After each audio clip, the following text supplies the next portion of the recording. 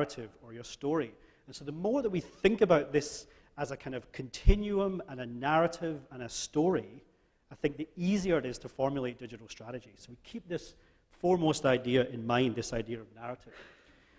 And here they are, you know, the things that either excite us or terrify us. All these screens. I didn't have time to put Pinstagram on there, sorry. They're all there. And so the question then becomes, are we actually talking about strategy or storytelling? Now, who came and saw my little prezzo last year at this summit? Anyone? All right, so you will have heard me bang on about storytelling. I'm not doing that presentation this year, you'll be pleased to hear. I'm not repeating myself. Little bits in there. But really what I was doing last year was positing this idea about us as storytellers. And I remember when that great piece of Australia Council research came out last year into engaging with audiences online. There's a couple of comments on the Twitter feed saying, why is it that we as arts organizations are great at telling stories on stage, but when it comes to us as arts marketers, why do we singularly fail to tell good stories?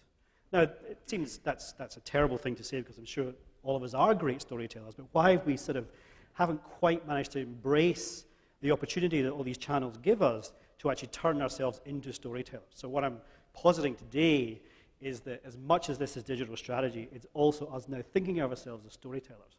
Now, when I was sitting in an arts marketing office with half a person to one side of me rather than 28, the idea of saying, instead of doing that mail out or instead of doing that, let's think about our story, it's far more interesting to me in my day-to-day life, but it's also far more interesting to the audience and far more engaging as well. So it has a sort of win-win. So when we're talking about transmedia, okay, this is a sort of definition from Henry Jenkins here in this article. Transmedia is storytelling that spans across multiple forms of media, where each element expands the viewer's understanding of the story world and creates a new entry point with which to become immersed in it.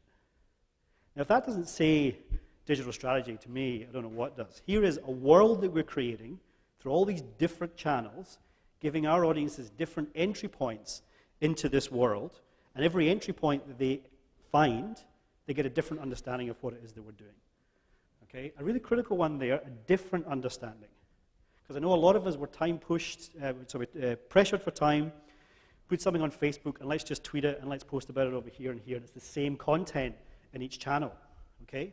But if you have really engaged audiences who are really into what you're doing, they're just going to see the same piece of content 5 times, all right? So different thing, they're just different spins, slight shifts, different ways into it, not necessarily different content as such.